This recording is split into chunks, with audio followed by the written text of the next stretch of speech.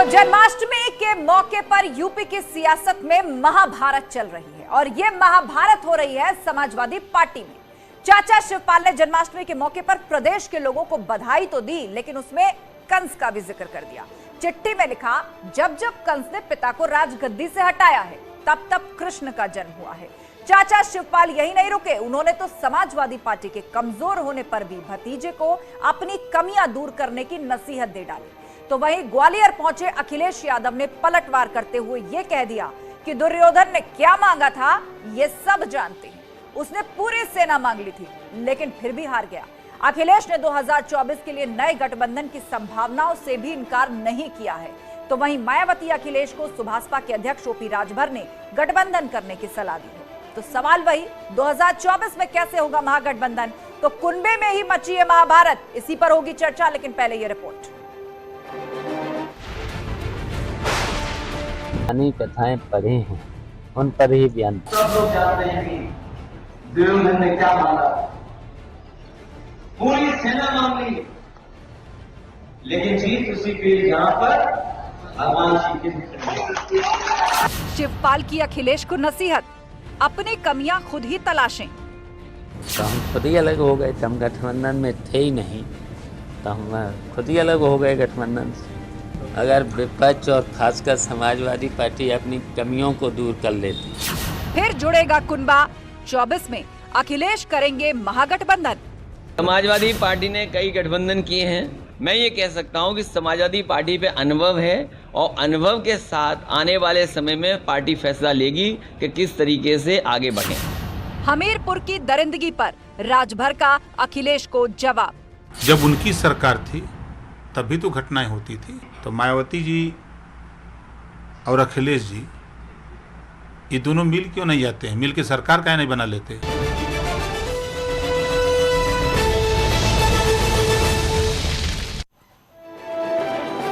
तो जन्माष्टमी के मौके पर सपाई कुनबे में एक बार फिर से हो रही है महाभारत। तो सवाल वही है कि 2024 से पहले क्या कोई विपक्ष का महागठबंधन बन पाएगा या फिर कई और मोर्चे अलग अलग हमें देखने को मिलेंगे।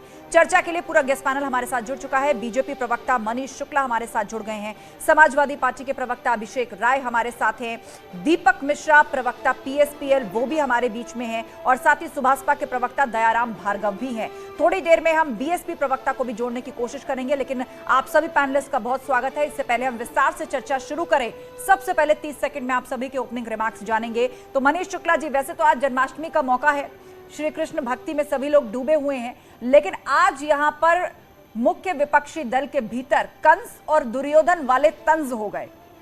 शिवपाल यादव ने इशारों इशारों में अखिलेश यादव को कंस कहा, तो अखिलेश यादव ने भी दुर्योधन कहकर पलटवार कर दिया। आपको लग रहा है कि ये खटपट यूं ही जारी रहे 2024 तक, बीजेपी की राह और आसान हो जाएगी?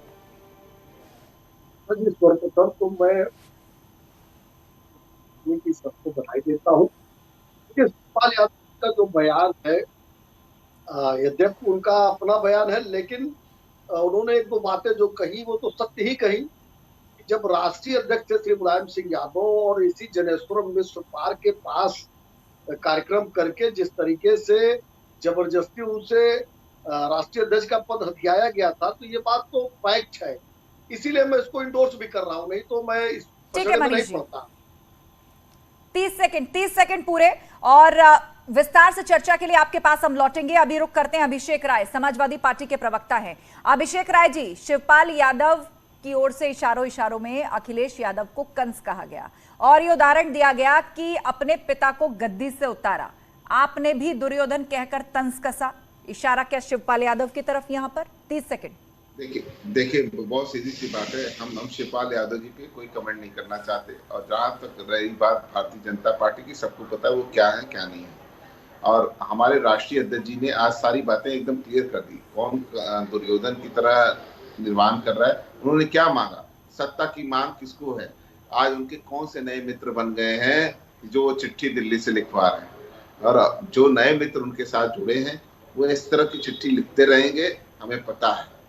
और अगर वो कहते हैं ना, माननीय नेताजी ने जो आंदोलन खड़ा किया ठीक है अभिषेक जी, वो समाजवादी पार्टी की, मेरी बात कंप्लीट नहीं 30 सेकंड पूरे हो गए। विस्तार से आऊंगी मैं आपके पास एक बार फिर, सब लोग अपनी बात रख ले। दीपक मिश्रा जी, आज जन्माष्टमी का मौका है, इसीलिए सीधा कंस कह दिया। अब देखिए कंस की जो दुर्योधनी परंपरा रही है दूसरों को हड़पने की, उसके विरुद्ध ही तो शिवपाल जी ने आह्वान किया है। शिवपाल सिंह जी का स्पष्ट मत है कि आइए कृष्ण की वह महान और उदार विरासत जिसमें बिना किसी को हड़पे हुए अपना विस्तार किया जाता है, उसको हम लोग आगे बढ़ावें। कृष्ण की तरह कृष्ण ने क्या किया, कंस वध के बाद वह चाहते तो स्वयं राजा बन सकते थे, लेकिन नहीं, उन्होंने अपने पिता वासुदेव को स्थापित किया। तो इसलिए आइए उस महान परंपरा को, उस श्रवण कुमार की परंपरा को, उस सनातन भारतीय संस्कृति 30 सेकंड पूरे शिवपाल यादव ने यह कहा था कि कंस ने अपने पिता को गद्दी से उतारा, लेकिन देख लीजिएगा उस कंस के विनाश के लिए भी कृष्ण आएंगे। और आपकी यही बात कि कृष्ण ने अपने पिता को ससम्मान गद्दी पर बिठाया था। चलिए विस्तार से चर्चा होगी आपके साथ। दयाराम भार्गव जी, 30 सेकंड में आपका रिएक्शन।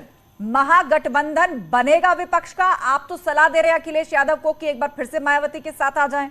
आपने अपनी स्थिति तो अभी तक क्लियर नहीं करी कि आप किस तरफ हैं। आप दूसरों को ही नसीहत देते रहेंगे। देखिए, देश और प्रदेश की राजनीति अगर अच्छी चलनी चाहिए, इस सरकार अगर अच्छी चलनी चाहिए, विपक्ष का मजबूत होना बहुत जरूरी है। 2024 के चुनाव में अगर विपक्ष एक लामबंद नहीं होता है तो भारतीय जनता पार्टी सरकार बनाएगी।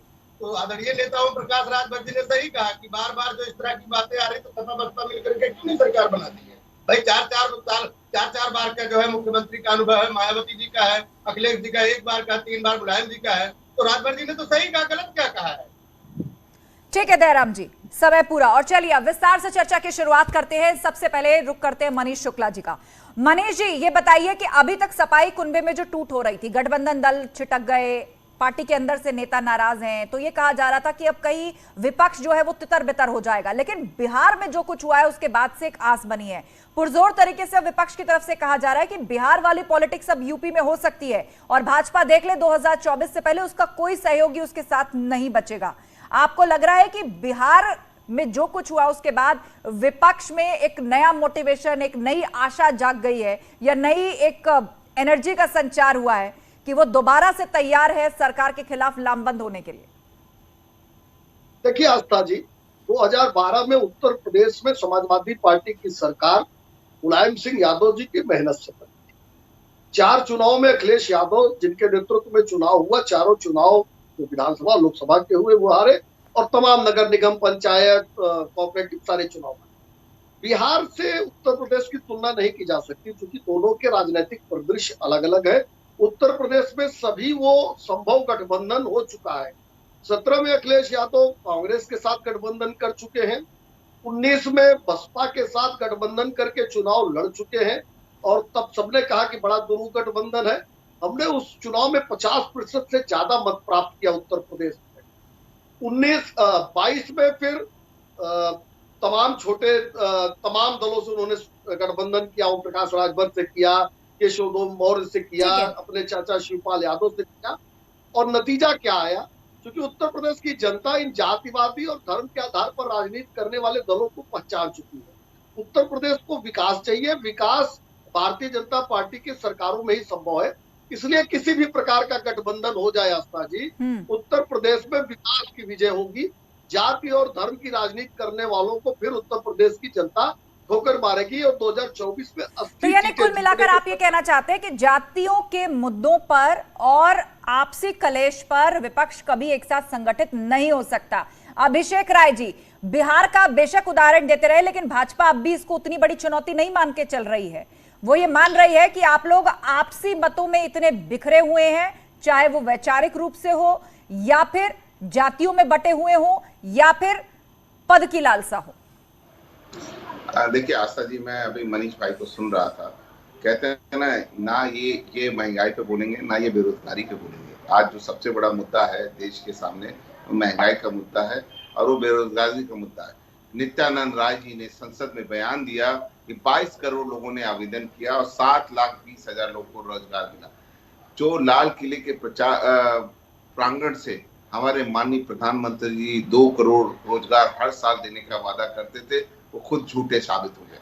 वो कहते थे कि क्या कहते हैं, रुपया इसी में 2013 में जब नहीं, मेरा सवाल अभिषेक जी, मेरा सवाल गठबंधन को लेकर था। मेरा गठबंधन को लेकर था।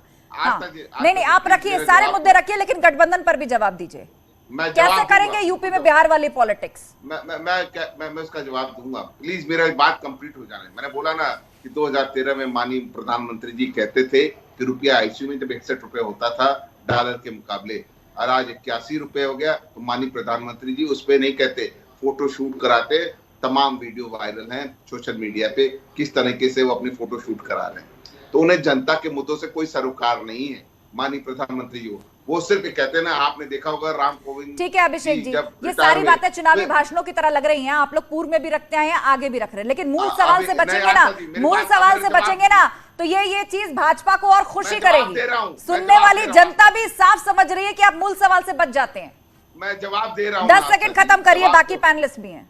नहीं, सुन लीजिए आस्था जी, जवाब सीधा सा है कि जनता के मुद्दे पे सरकार बात नहीं करती, किसी पे बात नहीं करती, चाहे वो बेरोजगारी हो चाहे महंगाई हो, उस पे ये सरकार बात नहीं आ गई करना अभिषेक जी आप। और बात आ गई, चाहिए बात। ठीक है दीपक जी, ये बताइए कि ये गठबंधन वापस से बन पाएगा नहीं, इस सवाल से सपा साफ बच जाती है, लेकिन दूसरी तरफ ये भी कहा जाता है कि हमें अनुभव है सरकार चलाने का भी, राजनीति चलाने का भी, संगठन चलाने का भी। समाजवादी पार्टी ही भाजपा को टक्कर देगी 2024 में। कैसे संभव है ये? अभी तो सब साथ आए थे, कुछ महीने नहीं हुए कि सब अलग हो गए, एक दूसरे के खिलाफ बयानबाजी कर रहे हैं, कैसे साथ आएंगे फिर?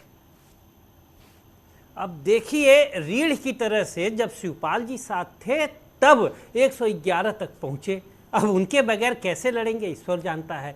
और जहां तक आज शिवपाल सिंह जी के पत्र की बात है, शिवपाल सिंह जी ने उस सनातनी परंपरा को दोहराया है जो डॉक्टर लोहिया ने रामकृष्ण शिव पत्र लिख कर दिया था। आज क्या है, राजनीति है क्या? मूलतः पवित्राणाय साधु नाम विनाशाय च दुष्कृताम।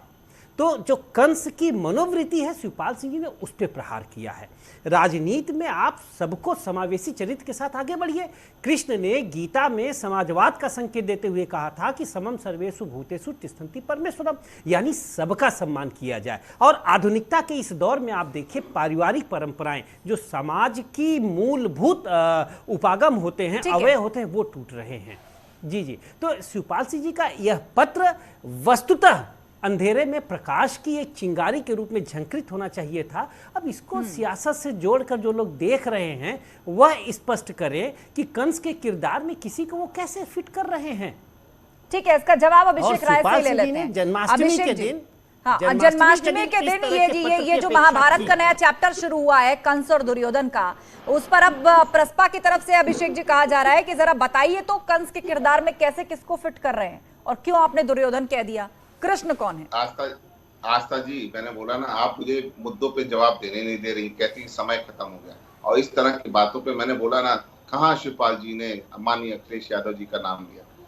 माननीय अखिलेश यादव जी जो राष्ट्रीय अध्यक्ष बने समाजवादी पार्टी के, नेताजी के आशीर्वाद से और समाजवादी पार्टी के कार्यकर्ता और नेताओं के चुनाव से जो बने, और अभी चुनाव हमारा हो रहा है, हमारा संगठन बन रहा है। अभी आप देखिएगा, फिर राष्ट्रीय अध्यक्ष का चुनाव होगा, कौन जीतेगा कौन हारेगा सबको पता चल जाएगा। कौन प्रस्ताव करता है, कौन क्या करता है, ये सारी चीजें मीडिया के सामने खुलेआम होगी, तो ये इसमें कोई बात नहीं। और माननीय अखिलेश यादव जी 1999 से राजनीति में आए, 22 साल से ऊपर हो गया उनको, और आप बताइए, सांसद रहे हैं, मुख्यमंत्री रहे हैं, एमएलए रहे हैं, एमएलसी रहे हैं। अब इससे ज्यादा राजनीतिक अनुभव कहते हैं किसके पास होगा? लेकिन चाचा तो आप कह रहे हैं कि राजनीतिक अपरिपक्वता है उनके अंदर, गठबंधन नहीं संभाल पाए, पार्टी की लीडरशिप नहीं संभाल पाए, फाउंडर मेंबर्स एक एक करके अलग हो रहे हैं। मेरी बात समझ लीजिए, आजम खान साहब ने क्या कहा, आपने सुना होगा आजम खान साहब का बयान। कितने लोगों ने क्या क्या कहा, उन्होंने बोला मैं अखिलेश के साथ हमेशा था, अखिलेश के साथ हमेशा रहूंगा, आजीवन रहूंगा, क्योंकि उन्होंने पार्टी को स्टैब्लिश किया। और समाजवादी पार्टी जब से स्टैब्लिश हुई है, इस बार उत्तर प्रदेश में हमें रिकॉर्ड तोड़ वोट मिले हैं, 3 करोड़ 8 लाख मतदाताओं ने वोट किया। ये समाजवादी पार्टी का इतिहास है। हम जरूर प्रमुख विपक्षी दल हैं, हम मानते हैं जनता ने मैंडेट विपक्ष में बैठने का दिया, हम उस बात का सम्मान करते हैं जनता का, जनता के मुद्दे हम उठाते रहेंगे और लगातार संसद से लेके सड़क तक सरकार का विरोध करते रहेंगे। माननीय नेताजी का सम्मान हमेशा हुआ है, उन्हीं के मार्गदर्शन में ये पार्टी चल रही है। आपने देखा होगा 2016 में जब हमारा ठेस तो लगी है, लेकिन अभिषेक राय आप बार बार कह रहे हैं माननीय नेताजी का सम्मान हुआ है उनके आशीर्वाद से। आज जब शिवपाल यादव ने कहा कि कंस ने अपने पिता को गद्दी से उतार दिया था, हमारे साथ बता दिया, मैं आती हूँ, सतीश प्रकाश भी जुड़ गए हमारे साथ। अच्छा ठीक है, 5 सेकंड, ठीक है 5 सेकंड खत्म करिए। सतीश प्रकाश भी क्योंकि जुड़े, ठीक है। मुझे एक चीज बता दिए, माननीय नेताजी ने किसका विरोध किया? भारतीय जनता पार्टी का और संघ का विरोध किया, और उसके वजह से समाजवादी पार्टी को स्टैब्लिश किया। और आज माननीय शिवपाल चाचा किसकी स्तुति कर रहे हैं सबको पता है। अब इससे ज्यादा मैं कुछ बोलना नहीं। ठीक है, दीपक मिश्रा भी जवाब देना चाहते हैं, लेकिन उससे पहले मनीष शुक्ला कुछ कहना चाह रहे थे। मनीष शुक्ला जी बोलिए, उसके बाद मैं रुक करूंगी सतीश प्रकाश जी का जो बसपा से हमारे साथ जुड़े। मनीष शुक्ला जी। आस्था जी, अभी मैं दूसरे परिप्रेक्ष्य में ये कहना चाहता हूँ कि बिहार की चर्चा, बिहार में सरकार बदलने के बाद क्या परिस्थिति है लोग देख रहे हैं। कैसे कानून मंत्री फरार हो गए, कृषि मंत्री कौन बन गया। अब वहां महिलाएं और लड़कियां स्कूल जाना बंद करने वाली हैं। कॉलेज से लौटने वाली लड़की के साथ उसको गोली मार दी जा रही है। तो बिहार में जो सरकार बनी है उसका उत्तर प्रदेश में जो असर पड़ेगा वो सबको ध्यान में आ जाएगा कि वो समाजवादी पार्टी का ही प्रारूप है जो वहां सरकार में आया है। तो सरकार में आने के बाद समाजवादी आप हंस रहे हैं अभिषेक राय, ये तो फैक्ट बता रहे हैं ना मनीष शुक्ला कि जैसे सरकार बदली अब कहा जा रहा है कि वापस से किडनैपिंग गैंग सक्रिय हो गया है, महिलाओं के प्रति अपराध बढ़ रहा है, इसीलिए भाजपा कह रही है कि जंगल राज वापस आ गया है।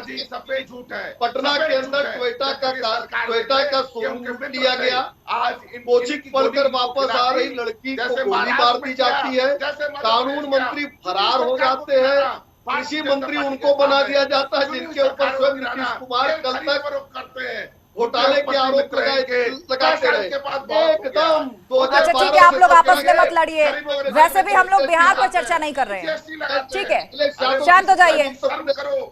अभिषेक राय, मनीष शुक्ला, आप दोनों शांत हो जाइए। बिहार पर हम चर्चा नहीं कर रहे हैं, अपने विषय पर ही हम रहेंगे, विषय पर ही हम रहेंगे। अब चूंकि उदाहरण बीच में आ गया था कि फिर से महागठबंधन बनेगा बिहार में जो चीजें हुई उसके बाद, इसीलिए सवाल आया। लेकिन अब बहुत ज्यादा बिहार में नहीं जाएंगे, यूपी पर ही रहते हैं। हमारे साथ सतीश प्रकाश जुड़े हैं, बसपा समर्थक। सतीश जी, आज ओपी राजभर सलाह दे रहे थे। दरअसल जन्माष्टमी के दिन महाभारत का एक चैप्टर खुला है, कोई किसी को कंस कह रहा है, कोई किसी को दुर्योधन कह रहा है। इस बीच ओपी राजभर कह रहे हैं कि एक बार फिर से सपा और बहन जी को साथ आना चाहिए 2024 से पहले। नहीं, देखिए आस्था जी, उनके अपने व्यक्तिगत विचार है। देखिए, आज कृष्ण जन्माष्टमी है और आज एक मंथन करने का एक समय है कि ये देश राजनीतिक रूप से आजाद है, ये देश कहीं ना कहीं धार्मिक गुलामी इस देश में नहीं है। अब आप कृष्ण को आप पूज तो सकते हैं, लेकिन अपने बच्चे को आप कृष्ण बनाने की हिदायत नहीं दे सकते, उसको सीख नहीं दे सकते। अगर कृष्ण जैसी एक्टिविटी अगर आपका बच्चा करेगा तो भारत में एक संविधान है और उस संविधान के तहत आपको कहीं ना कहीं जेल जाना पड़ेगा। ये चीजें आपको आस्था के रूप में तो दिखाई देती हैं, लेकिन अगर आप उसको लोकतांत्रिक व्यवस्था के हिसाब से देखेंगे तो कहीं ना कहीं बहुत पुरानी चीजें होगी हैं। देखिए, मेरा मानना ये है कि अगर बिहार के अंदर, अभी मनीष जी ने जो बात कही कि अगर कहीं ना कहीं एक संदेश है, बीजेपी की एक गलतफहमी है कि जहां जहां बीजेपी होगी, अगर बिहार में नीतीश जी के साथ बीजेपी है तो बीजेपी के राज में तमाम लोग सुरक्षित हैं। अब ये भी बताएंगे ना कि यहाँ उत्तर प्रदेश में तमाम ऐसी घटनाएं हो रही हैं। अभी राजस्थान में बीजेपी एक प्रमुख, ठीक है, डिस्कनेक्ट हो गए फिलहाल सतीश प्रकाश, लेकिन जो पॉइंट वो उठा रहे थे उसे मनीष शुक्ला के पास ले चलते हैं। सतीश जी का यही भाव था मनीष जी कि जहां बीजेपी के साथ सरकार चल रही है वहां सब सही है, लेकिन पार्टनर बदलते ही आपको जंगल राज नजर आने लगा। क्या आस्था जी, सर्वप्रथम तो मैं एक आपत्ति दर्ज करूंगा। आ रहे अभिषेक राय जी, रुकिए। जन्माष्टमी के दिन मायावती जी के समर्थक पार्टी के प्रवक्ता जो बात कह रहे हैं भगवान कृष्ण के लिए, वो कतई इस देश में स्वीकार्य नहीं है। और हमको नहीं समझ में आता कि आखिर इस डिबेट में ये कहना क्यों आवश्यक था। जरूर कहीं न कहीं किसी को संदेश देना चाहते हैं ये लोग, और ये जो तुष्टीकरण की राजनीति ठीक नहीं है। दूसरी बात, जो बिहार पे आपने सवाल किया, ये बात सत्य है कि जब बीजेपी साथ थी तो अपराधी भयभीत थे, जब तेजस्वी साथ आ गए तो लग गया कि सरकार उनकी बन गई है। और निश्चित रूप से उत्तर प्रदेश के लोग और देश के जो विभिन्न प्रदेश के लोग देख रहे होंगे, वो एक संदेश जरूर जाएगा कि भाजपा की सरकार ही लाना है अगर लॉ एंड ऑर्डर को ठीक रखना है, अपराधियों को दुरुस्त रखना है, अगर अगर अपराधियों को उनके स्थान भेज रहा है तो बीजेपी का साथ मैं आ रही हूँ अभिषेक जी, 10 सेकंड खत्म कीजिए मनीष जी, उसके बाद जवाब देंगे अभिषेक।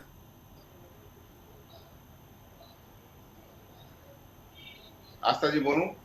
ठीक है, बात आ गई। अभिषेक जी ये बताइए कि बिहार का उदाहरण आप लोग बार बार दे रहे हैं और बिहार पॉलिटिक्स को आगे करके आप कह रहे हैं कि यूपी में भी हम ऐसा कर सकते हैं, लेकिन भाजपा उससे ना सिर्फ जंगल राज कह रही है बल्कि ये भी कह रही है कि पार्टनर बदलते ही देखिए कैबिनेट मीटिंगों में जीजा जी बैठने लगे। क्या कहेंगे इससे आप? आस्था जी बहुत सीधी सी बात मैं बता रहा हूँ, जो सत्ता लोभी लोग जो देश विरोधी संगठन कहते हैं पीडीपी को, इनके साथ इस सत्ता के लिए जम्मू कश्मीर में सरकार बना सकते हैं और ये राजद कांग्रेस इनके ऊपर कहते हैं ना सत्ता परिवारवादी है, जीजा जी बैठेंगे, सत्ता लोभी लोग जी चलाएंगी, यही है उत्तर प्रदेश। 12 से 17 के बीच अनुराग ठाकुर कौन है? ऐसे उत्तर प्रदेश चलता था। नहीं हो तो क्या उनके रिश्तेदार कैबिनेट मीटिंगों में बैठते हैं? अभिषेक राय, जिनका आप नाम ले रहे हैं, उनके रिश्तेदार क्या कैबिनेट मीटिंगों में बैठते हैं जाकर? अनुराग ठाकुर कौन है? अनुराग ठाकुर कौन है? कौन है? मुझे आप ये बताइए किनके जीजा जी कैबिनेट मीटिंग में बैठे, क्या क्या जिक्र क्या चल रहा है? आप कहाँ की बात कहाँ जोड़ रहे हैं?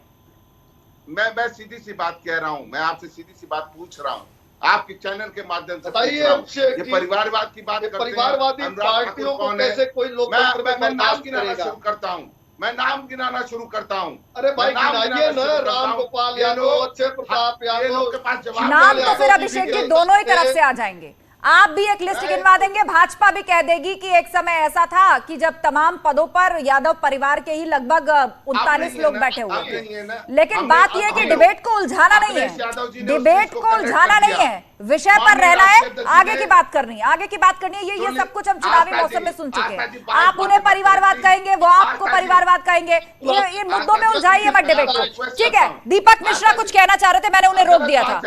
परिवारवाद की बात हम कई मंचों पर कर चुके हैं, आपका भी जवाब जग जाहिर है और भाजपा का भी जवाब जग जाहिर है, और मेरा कहना यह है कि वापस से उस सब में मत फंसाइए चीजों को, डिबेट को आगे बढ़ने दीजिए। दीपक मिश्रा, देखिए, मैं आज सपा के प्रवक्ताओं को सुन रहा था, कितनी हास्यास्पद और रचनात्मक बात कर रहे हैं। ये कह रहे हैं कि शिवपाल सिंह जी को पत्र दिल्ली से आया है। अरे मान्यवर, शिवपाल सिंह जी की पार्टी में हम जैसे लोग हैं जो 42-43 किताबें लिखकर बैठे हैं। शिवपाल जी स्वतः 2 किताब के लेखक हैं और शिवपाल सिंह जी की लेखनी की प्रशंसा सदन में हो चुकी है लोहिया और जयप्रकाश जी के संदर्भ में। इन्हें क्या दूसरों से कलम लेनी पड़ेगी? तो इसीलिए शिवपाल सिंह जी ने समूची सपा को अपरिपक्व लोगों की एक जमात कहा था। आप क्या बोल रहे हैं और क्या बोलना चाह रहे हैं? आपके शब्द और आपकी भावभंगिमा दोनों में सामंजस्य नहीं है। अगर ये कहना है कि विपक्ष को एक करेंगे तो गैर भाजपावाद के सूत्र में विपक्ष को एक करिए। आपके पास शिवपाल सिंह जी जैसी थाती है, मुलायम सिंह जी जैसा मतलब एक अनुभवी विराट व्यक्तित्व है, आप इनका तो लाभ ले नहीं पा रहे हैं।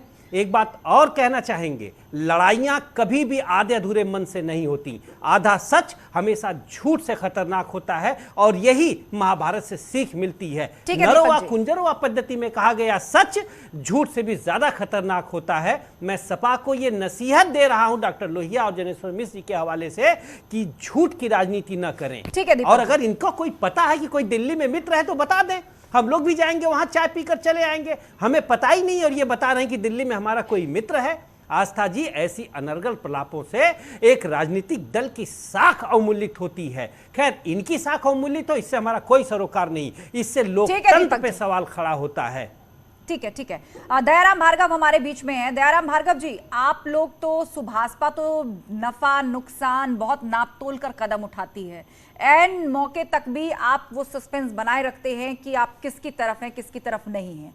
आपको लग रहा है कि क्या वाकई कोई महागठबंधन बन सकता है या आप उसका हिस्सा हो सकते हैं, या आप किसी बड़े दल के साथ जाना चाहेंगे, या किसी तीसरे मोर्चे में ही आपको लाभ ज्यादा दिखेगा?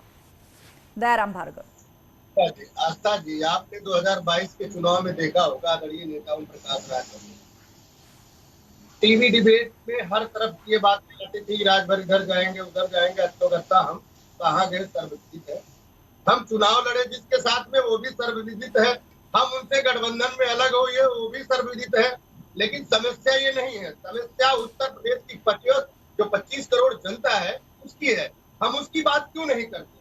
आज उस जनता को क्या लाभ मिल रहा है? या उसको उचित प्लेटफार्म उन बच्चों को मिल रहा है जो शिक्षा लेकर के घर बैठे हैं? उनको क्या मिल रहा है? लोग जो पीड़ित है उनको हम क्या दे पा रहे हैं? विपक्ष की भूमिका, विपक्ष वाले क्या सही मायने में अपनी भूमिका? दयाराम जी, इसी बात से तो सपा को एतराज था कि जब तक आप सपा के साथ रहे ये सारी बातें आप मुखर होकर नहीं कह रहे थे, तब तो आप भाजपा की तारीफ कर रहे थे। आज आप सपा से अलग हो गए हैं तो अब आप विपक्ष के मुद्दे उठा रहे हैं। आप है किस तरफ? देखिए आस्था जी, अगर सच्चाई कहना बगावत है तो सुहेल देव भारतीय समाज पार्टी का हर कार्यकर्ता, नेता, विधायक जो है हमारे सपा की है। आदरणीय नेता ओम प्रकाश राजभर हर बात को, सच्ची घटना को सच्ची तरह रखने का काम करते हैं, ये सर्वविदित है। लेकिन मैं आप ही से जानना चाहता हूँ, हमारे समाजवादी पार्टी के प्रवक्ता बैठे हैं, अभी आप बताइए लोकसभा के उपचुनाव में अखिलेश यादव जी आजमगढ़ नहीं जाते हैं, लेकिन रमाकांत यादव जैसे जेल में जाते हैं उससे मिलने चले जाते हैं, जबकि आप ये बता रहे हैं कि समाजवादी के जो है अस्थायी रूप से जो है आजम खान जी इनके साथ हैं। और मजे की बात यह है कि हर चीज में फार्मूला इनके साथ बैठता है, लेकिन जब तक आजम खान जेल में थे तब तक अखिलेश यादव उनसे मिलने नहीं जाते हैं। तो क्या ठीक है, सबका जवाब अभिषेक राय। अभिषेक राय, दूसरी बात सुन लीजिए आस्था जी, 10 सेकंड पूरा कीजिए। जी जी आस्था जी, जी आस्था जी, बोलिए 10 सेकंड पूरा कर लीजिए, उसके बाद अभिषेक राय जवाब देंगे इन बातों का। जी, दूसरी बात मैं कहना चाहूंगा, अखिलेश यादव को गठबंधन करने के बाद, चुनाव के बाद गठबंधन के साथियों को छोड़ देना, ये क्या इनकी नीति है हमारे समझ में नहीं आता। अभी हमारे जो प्रस्ताव के जो साथी कह रहे थे, दीपक मिश्रा जी, वो सही कह रहे थे। आप बताइए, अभी आज जो है जाकर के अखिलेश यादव जी कहते हैं हम आगे गठबंधन करेंगे। आप बताइए, महागठबंधन बनाने के लिए आदरणीय नेताजी ने क्या गलत कह दिया था? कहा था कि बसपा से समझौता करके 2024 का चुनाव लड़िए, ये भी इनको नागवार गुजरा, तो आप किसको साथ लेके चुनाव लड़ेंगे? आप बताइए ना। और मैं आपको बताना चाहूंगा, भारतीय समाज पार्टी पूर्वांचल में जिसके साथ जाएगी उसको प्लस करेगी आस्था जी, ये हल्की बात नहीं है, क्योंकि हमारे बूथ लेवल पे कार्य करता है, सेक्टर मतलब आप ये कहना चाहते हैं कि पूर्वांचल में यदि किसी पार्टी को सीटें निकालनी है तो वो सुभाषपा के बगैर संभव नहीं हो पाएगा। अभिषेक राय जी जवाब दीजिए इस बात का, और फिर क्लोजिंग रिमार्क्स के लिए मैं मनीष शुक्ला जी का रुख करूंगी। अभिषेक राय। आस्था जी, मैं बहुत सीधी बात बता रहा हूँ, हमारे मित्र हैं एलबीएसपी के, मैं उनको कहता हूँ, माननीय ओम प्रकाश राजभर जी का मैं बहुत सम्मान करता हूँ। आजमगढ़ चुनाव में वो मेरे साथ थे, मैं उनके साथ प्रचार किया, मैं आजमगढ़ का रहने वाला हूं, और हमने, हमारी लोकल यूनिट ने माननीय राष्ट्रीय अध्यक्ष जी को मना किया था, और उसमें ओम प्रकाश राजभर भी जीते उस फैसले में। उन्होंने कहा था कि राष्ट्रीय अध्यक्ष जी को आने की जरूरत नहीं, हम ये सीट जिता के भेजेंगे, और ये हम एक चैलेंज करवे। आज ये बात कुछ भी कर दे, सबको पता है। तो बहुत सीधी सी बात है। तो ये कहते हैं ना, पलटना किसको कहते हैं, ये बता सकते हैं प्रसपा के हमारे मित्र, प्रसपा सॉरी मतलब एसबीएसपी के मित्र, लेकिन बहुत सीधी सी बात कह रहा हूँ, दोनों पर ही लागू हो जाती है बात। अभिषेक जी, हम अपनी हार स्वीकार करते हैं, अपनी गलती स्वीकार करते हैं, हम जनता को नहीं। गठबंधन के साथी को एक अलग हो जाते हैं, क्या उस पर विचार मंथन की जरूरत नहीं है? समाजवाद की परिभाषा और भाई मेरी बात सुनो। अच्छा ठीक है, मुझे वाइंड अप करना है, आप लोग एक साथ बोलेंगे, किसी की बात साफ नहीं होगी, मुझे वाइंड अप करना है।